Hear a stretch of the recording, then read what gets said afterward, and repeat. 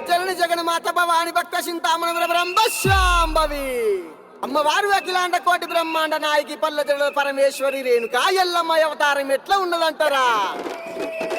శివునికి చిన్న బిడ్డ శివుని మాట